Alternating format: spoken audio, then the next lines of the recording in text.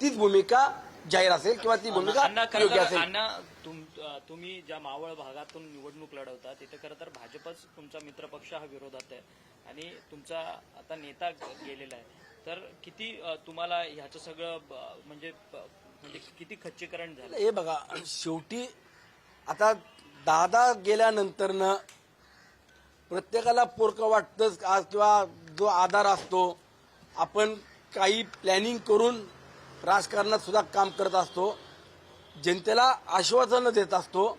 परंतु ठीक आहे, आज नियतीनं घाला घातला आणि त्यातून फक्त पुणे जिल्हा किंवा मावळ नाही तर महाराष्ट्राचीच हानी झालेली आहे, मोठी पोकळी निर्माण झालेली आहे.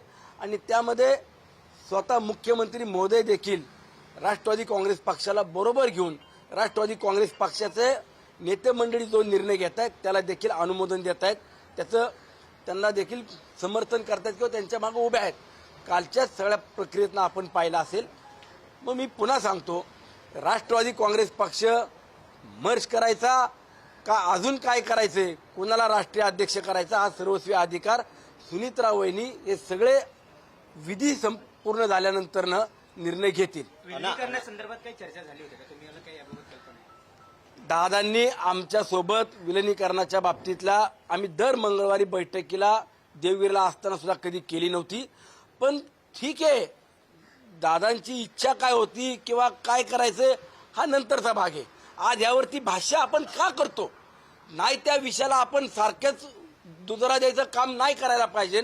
परंतु जाणीवपूर्वक काय मंडळी तोच विषय तेच वारंवार चर्चा करतायत. शरद पवार जाहीररित्या म्हणाले, मी तुम्हाला सांगतो, ह्याच्यामध्ये सुनीत्रा वहिनी आमच्या उत्तराधिकारी आहेत. जो निर्णय सुनीत्रा वहिनी घेतील तो राष्ट्रवादी काँग्रेस पक्षाच्या सर्वसामान्य कार्यकर्त्याला, प्रमुख व्यक्तींना, जबाबदार असलेल्या विधानसभेतल्या आमदारांना देखील तो निर्णय मान्य असेल, एवढंच मी सांगतो. ह्या ज्या चर्चा आहेत ना, एकंदरीतच ह्या ज्या चर्चा आहेत ना त्या शरद पवार साहेबांच्या वक्तव्यानंतर आहेत. मुळात राष्ट्रीय अध्यक्षपदाबाबत किंवा विलिनीकरणाबाबत ज्या चर्चा होत आहेत त्या राष्ट्रवादी काँग्रेस पार्टी शरदचंद्र पवार पक्षाकडून होत आहेत. तुमच्या पक्षाकडून कुठलेही नेते त्या अनुषंगानं बोलत नाहीत. मग ही चर्चा कोण घडू पाहत आहे? अहो, अंतविधीच्या दिवशी सुद्धा आपण बघितलं असेल तर काही मंडळी म्हणत होते आता दोन्ही पक्ष मर्ज करायचे, एकत्र यायचे. ठीक आहे, हा नंतरचा भाग आहे. तुम्ही अंतविधी होऊन द्यायचे आणि आज या चर्चा का करता? काही कालावधी जाऊ द्या, 10-15 दिवसानंतर या चर्चा आपण करू शकत नाही. पक्ष मर्ज करणं किंवा पक्षाचा राष्ट्रीय अध्यक्ष करताना कायदेशीर बाबी सुद्धा तपासल्या पाहिजे. आजही कोर्टामध्ये पिटिशन दाखल आहेत. याबाबत कुणी चर्चा करतं का की त्यामध्ये आता कशा पद्धतीने पुढे गेलं पाहिजे? कायदेशीर तांत्रिक ज्या ज्या अडचणी होत्या त्यातला पहिला टप्पा काल सुनीत्रा वहिनींना गटनेतेपदी त्यांच्याकडे जबाबदारी देऊन त्यांना गटनेता तयार म्हणून त्या ठिकाणी सर्वांनी एकमताने निर्णय केला आणि उपमुख्यमंत्री म्हणून दादांच्या खुर्चीवरती बसण्याचा आम्ही त्यांना त्या ठिकाणी आग्रह केला आणि ही पहिली प्रक्रिया पूर्ण झाली आहे. त्यानंतरनं पक्ष मर्ज करायचा, राष्ट्रीय अध्यक्ष करायचा, याला 10-15 दिवसाचा वेळ कालावधी जाऊ द्या ना, महिनाभर जाऊ द्या. आज त्याच्यावरनं काय आलंय का? विधिमंडळातल्या आमदारांना एक संघ ठेवणं ही पहिली कायदेशीर प्रक्रिया होती, ती पूर्ण करायचं काम काल झालेलं आहे. पहिला टप्पा पूर्ण झालाय. नंतरच्या कालावधीत या सगळ्या घटनेला किंवा सगळ्या चर्चांना सुनीत्रा वहिनी स्वतः निर्णय घेतील, त्या सक्षम आहेत. अण्णा, तुमच्या त्या जरी आज खचलेल्या असल्या तरी कुणाला दाखवत नाहीयेत मी खचले म्हणून. त्या स्वतः सक्षम आहेत आणि त्या महिला भगिनीचा आपण आदर केला पाहिजे. त्या स्वतः उद्या निर्णय घेतील तो आम्ही मान्य करू. मुख्यमंत्री म्हणतायत अजित पवारांच्या मृत्यूच्या एक दिवसापूर्वी 2 तास माझ्यासोबत मुख्यमंत्री उपमुख्यमंत्री अजित पवारांसोबत चर्चा झाली. त्यांनी जर असं काही त्यांनी इच्छा व्यक्त केली असती तर माझ्यासोबत चर्चा केली असती. प्रत्येक गोष्ट अजित पवार माझ्यासोबत शेअर करत होते. नक्कीच आपण जर पाहिलं असेल तर दादांच्या अकाली जाण्यानंतरनं मुख्यमंत्री महोदय सुद्धा स्वतः त्यांची जर आपण परिस्थिती पाहिली तर तेही आपल्याला खचल्यासारखे दिसत होते. त्यांनाही ते वेदना, त्या दुःख ते सहन कसं करत होते आपण सगळ्यांनी पाहिलं.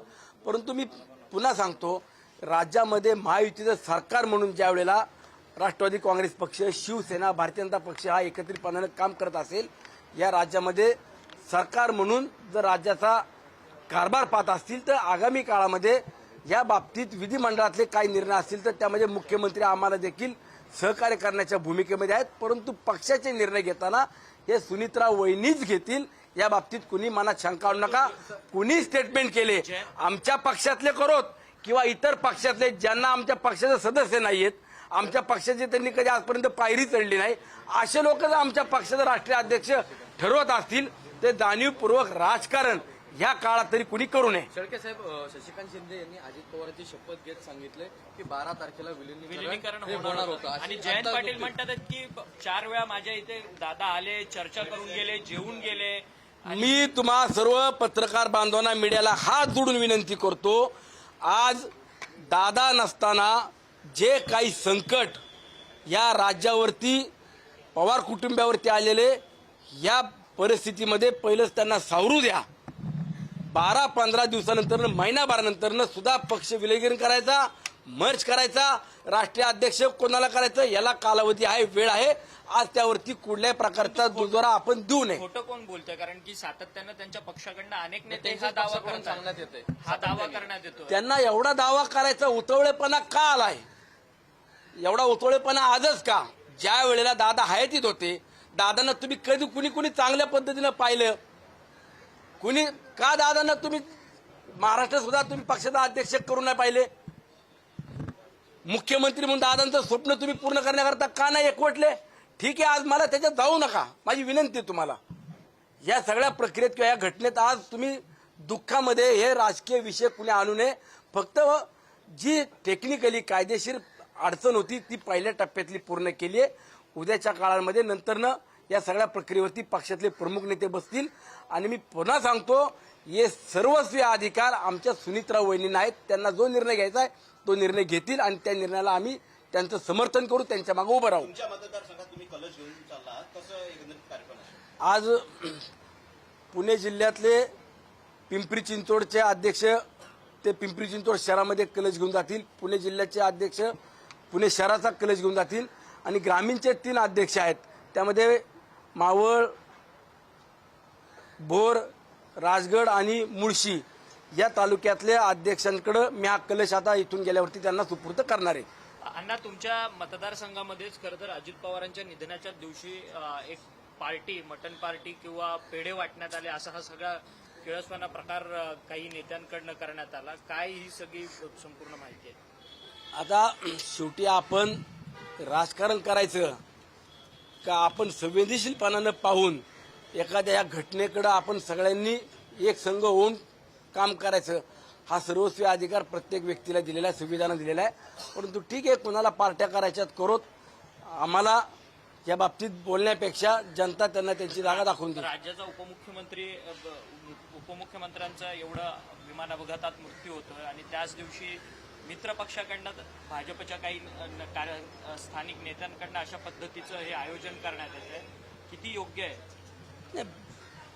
भारतीय जनता पक्षाचे प्रमुख नेते आदरणीय फडणवीस साहेब आहेत, प्रदेशाध्यक्ष रवींद्र चव्हाण साहेब आहेत, हे संवेदनशील आहेत. आपण पाहिलं असेल, आजच मला वाटतं स्टेटमेंट मुख्यमंत्री मोदयांनी केलं की दादांच्या निधनामुळे मी जिल्हा परिषद पंचायत समितीला कुठल्याच प्रचाराला जाणार नाही. मग खाली कार्यकर्त्यांनी सुद्धा तेवढी संवेदनशीलता दाखवली पाहिजे. परंतु या असे उतावळेपणा करून काय मिळवणार आहेत ते त्यांनी त्यांचं लकला भासव. परंतु तुमचा प्रचार जिल्हा परिषदेच्या निवडणुकीकरता सुरू राहणार की तुम्ही कशा नाही, पद्धतीने प्रचार करणार? आम्ही कुठेही प्रचार करायला जाणार नाही. मी व्यक्तिगत सांगतो, माझ्या मावळ तालुक्यात 15-20 वर्षात जी कामं होऊ शकली नाही ती अवघ्या 5-6 वर्षात आदरणीय दादांनी करून दाखवली. दादांच्या प्रती माझ्या मावळच्या जनतेच्या मनात श्रद्धा आहे, प्रेम आहे, आपुलकी आहे. घराघरातला व्यक्ती त्या दिवशी घरात डोळ्यात पाणी आणून रडत होता. काही लोकांनी तर चूल सुद्धा पेटवली नाही. एवढे संवेदनशील माझ्या मावळची जनता आहे. त्यामुळे मला माझ्या मावळ तालुक्यात प्रचार करण्याची आवश्यकता नाही.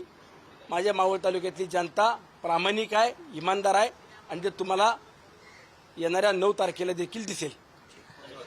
थँक्यू.